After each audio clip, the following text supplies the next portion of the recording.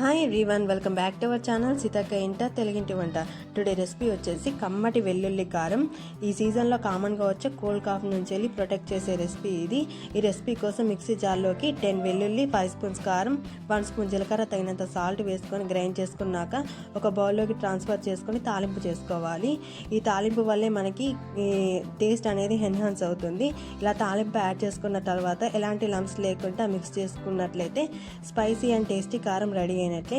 ఇప్పుడు వేడి అన్నంలోకి ఫస్ట్ 2 ముద్దలు ఈ కారం తీసుకున్నట్లయితే సూపర్ టేస్టీగా ఉంటుంది. అలాగే కోల్డ్ కాఫ్ నుంచి కూడా చాలా రిలీఫ్గా ఉంటుంది. Thanks for watching. Do like, share and subscribe to Seethakka ఇంట తెలుగింటి వంట and stay tune for more tasty and yummy recipes.